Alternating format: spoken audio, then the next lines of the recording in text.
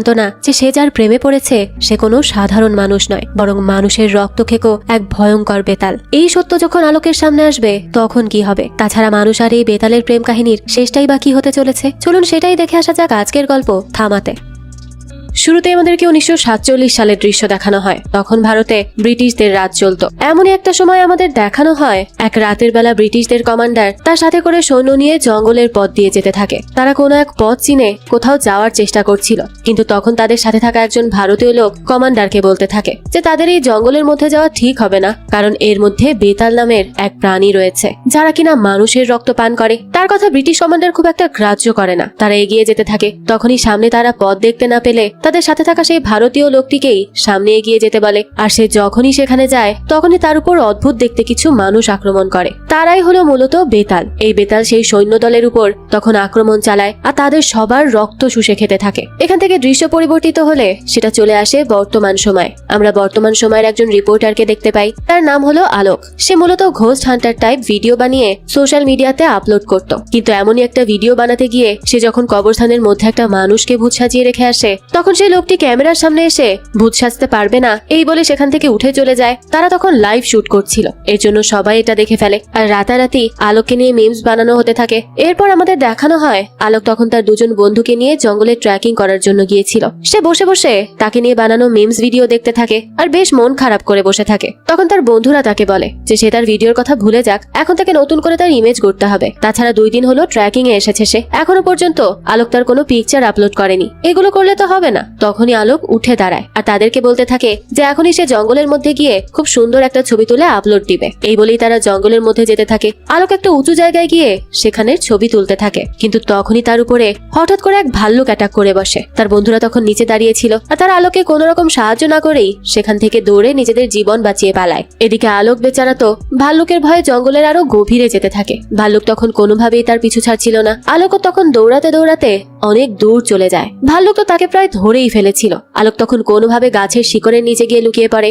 Already তার অবস্থা অনেক বেশি খারাপ হয়ে গিয়েছিল, তাই সে সেখানেই অজ্ঞান হয়ে পড়ে যায়। এরপর আমাদের দেখানো হয় ভাল্লুক ওই শিকড় ভেঙে তাকে ধরে ফেলতে যাচ্ছিল, কিন্তু তখনই কিছু একটা এসে ভাল্লুকটিকে ছুঁড়ে ফেলে। যেন মনে হচ্ছিল ভাল্লুকটি কাগজের থেকেও হালকা। বেচারা ভাল্লুক তখন প্রচন্ড ভয় পেয়ে যায় আর অন্যদিকে দৌড়ে পালাতে থাকে। তখনই আমরা সেখানে একটা মেয়েকে দেখি। এই মেয়েটি মাত্র এত বিশাল দেহের ভাল্লুককে এখান থেকে তাড়িয়েছিল। এই মেয়েটি তখন শিকড়ের মধ্য থেকে আলোককে বের করে আনে। এরপর তার দিকে অবাক হয়ে তাকিয়ে থাকে। আলোক একবার চোখ পেলে মেয়েটির দিকে তাকায় আর হেসে দিয়ে আবারও জ্ঞান হারায়। এরপর আমাদের দেখানো হয় মেয়েটি আলোককে তার আস্তানায় নিয়ে যায় আর যেটা ছিল একটা প্লেনের ভাঙা অংশ সেখানে সে আলোককে শুইয়ে রাখে আর তার আঘাত ঠিক করার জন্য গাছপাতা দিয়ে ওষুধ বানাতে থাকে।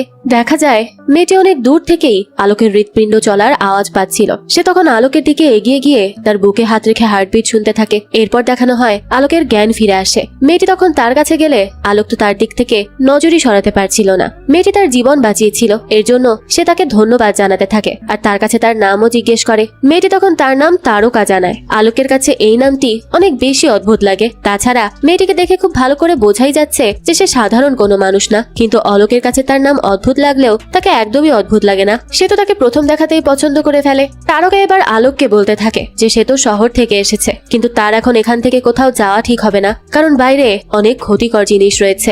আলোক তখন বলতে থাকে যে হ্যাঁ, বাইরে তো সাপ আছে, ভাল্লুক আছে, সে পরে সুযোগ বুঝে এখান থেকে চলে যাবে। তার তো তারকার সাথেও থাকতে ভালোই লাগছিল, তাই সে এমনিতেই সেখানে থাকতে রাজি হয়ে যায়। তাছাড়া সে বাইরে থেকেও সাহায্য আনতে পারবে না, কারণ ভাল্লুক যখন তাকে তাড়া করছিল তখন তার হাত থেকে তার ফোনটা পড়ে যায়। এরপর রাতে আমাদেরকে একটা অদ্ভুত লোককে দেখানো হয় যে কিনা জঙ্গলের একটা গুহার মধ্য থেকে একটা বড় ভাল্লুকের রক্ত শুষে খাচ্ছিল। তাকে দেখে অনেক বেশি হিংস্র লাগে। তখনই আমরা বুঝতে পারি যে এরা হলো বেতাল। আমাদেরকে তখন বেতালদের রাজ্য দেখানো হয়, যেটা এই জঙ্গলের মধ্যেই ছিল। এরা মানুষের মতো দেখতে ছিল, কিন্তু তারা কোনো মানুষ ছিল না। এদের ব্যাপারে আমরা পরবর্তীতে আরো জানতে পারবো। দেখা যায় সেই জঙ্গলের মধ্যেই একটা গুহা রয়েছে, যার মধ্যে কিনা কিছু বেতাল একটা বড় ভাল্লুক নিয়ে এসেছিল, কিন্তু কিছুক্ষণের মধ্যেই গুহার ভেতর থেকে কিছু একটা ভাল্লুকটিকে বাইরে ফেলে দেয় আর চিৎকার করে বলতে থাকে যে তার কাছে যেন মানুষ এনে দেয়া হয়, সে মানুষের রক্ত খেতে চায়। এরপর দেখানো হয় তারা সেই ভাঙা প্লেনের মধ্যে যায়। সেখানে আলোক খুঁজে একটা হেডফোন পায়। তখন সে পুরনো দিনের গান ছেড়ে দেয়। আলোকের পর তারকার কানে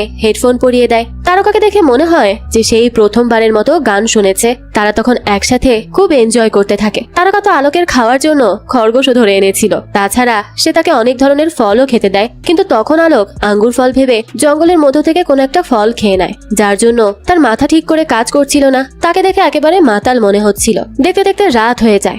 রাতের বেলা তারা দুজন একসাথে বসেছিল। তখন কথা বলতে বলতে তারকা হঠাৎই হাঁচি দেয়, কিন্তু তখন আলোক খেয়াল করে যে তার হাঁচি দেওয়ার জন্য প্লেনের জানালার গ্লাস ভেঙে গেছে। সে তখন এটা দেখে অবাক হয়, কিন্তু যেহেতু সে একটু মাতাল অবস্থায় ছিল তাই এগুলো নিয়ে সে আর কিছুই ভাবে না। সে তো তখন তারকার প্রেমে হাবুডুবু খাচ্ছে। তারা দুজন কথা বলতে থাকে। তখন এক পর্যায়ে আলোক তারকাকে বলতে থাকে যে তার মতো সুন্দর মানুষ সে এর আগে কখনো দেখেনি। তখন তারকা তাকে বলে যে সে তো মানুষ না। এটা শুনে আলোক বলে যে সে আসলেই মানুষ না, সে তো পরী। এই বলেই সে ঠোঁট পাউট করে আর তারকার কাছাকাছি যেতে চায়, কিন্তু তখনই আমরা তারকা আসলে কি সেটা জানতে পারি। কারণ আলোক যখন চোখ বন্ধ করে তার দিকে এগিয়ে আসছিল তখন তারকার দাঁতগুলো ভ্যাম্পায়ারের মতো হয়ে যায় আর সে আলোকের গলায় রক্ত শুষে নেওয়ার জন্য কামড় দেওয়ার চেষ্টা করে। কিন্তু পর মুহূর্তে সে কি করছে সেটা বুঝতে পেরে আলোকের চোখ খোলার আগেই সেখান থেকে উধাও হয়ে যায়। এর থেকে বোঝা যায় যে তারকাও একটা বেতাল। আলোক যখন চোখ খোলে তখন সে দেখে যে তারকা সেখান থেকে উধাও হয়ে গেছে। এটা দেখে সে তখন আশেপাশে তাকে খুঁজতে থাকে। সে মনে করে যে তারকা হয়তো তার কাজের জন্য কষ্ট পেয়েছে,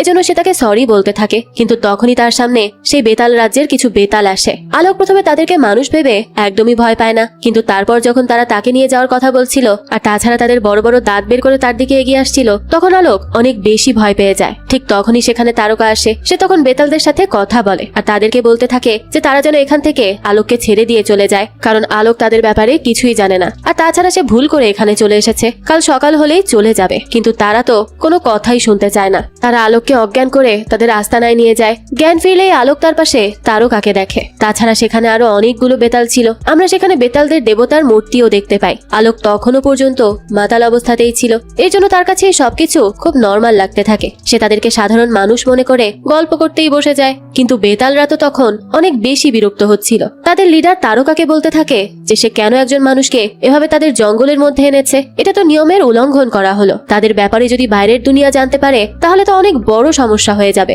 তারকা তখন তাকে বলতে থাকে যে সে ছেলেটিকে আনেনি, তাছাড়া ছেলেটিও ভুলক্রমে এখানে এসেছে। কিন্তু তারপরেও লিডার তার কোনো কথা শোনে না আর আলোককে রক্ষীদেরকে দিয়ে কারাগারে বন্দি করে রাখার নির্দেশ দেয়। আলোক তখন এসব কি হচ্ছে কিছুই বুঝতে পারছিল না। সে তারকার দিকে তাকিয়ে থাকে আর তাকে বাঁচাতে বলে, কিন্তু তারকারও করার কিছুই ছিল না। এরপর দেখানো হয় আলোককে কেন্দ্রীয় কারাগারে রেখে আসতে বলা হয়, কিন্তু তারা তাকে নিয়ে পূর্বে দেখানো সেই গুহার দিকে যায়। তখন একজন বলতে থাকে যে তাকে তো কারাগারে নিয়ে যেতে বলা হয়েছিল, তো এখানে কেন নিয়ে এলো? এটা শুনে যে কিনা আলোককে এখানে বুদ্ধি করে নিয়ে এসেছে সে বলতে থাকে যে লিডার তার সিদ্ধান্ত জানিয়ে দিয়েছে, কিন্তু এরপরে এই মানুষ মরে গেল নাকি বেঁচে গেল এটা তো তার জানার দরকার নেই। এই বলে তারা আলোককে সেই গুহার মধ্যে ফেলে দেয়। আলোক তখন অনেক বেশি ভয় পেয়ে যায়। সে চিৎকার করে তাদেরকে ডাকতে থাকে আর বলতে থাকে সে কি ভুল করেছে যে তার জন্য তাকে শাস্তি দেওয়া হচ্ছে। আর তাছাড়া তার অন্ধকারে অনেক বেশি ভয় করে, কিন্তু কেউ তার কোনো কথা শোনে না। আলোক তখন ভয়তে ভয়তে গুহার ভেতর দিকে এগোতে থাকে। তখনই তার সামনে সেখানে বন্দি থাকা একটা বেতাল আসে। তাকে এখানে কোনো কারণে রাজবন্দি করে রাখা হয়েছে। তার হাতে তখন শিকল পরানো ছিল।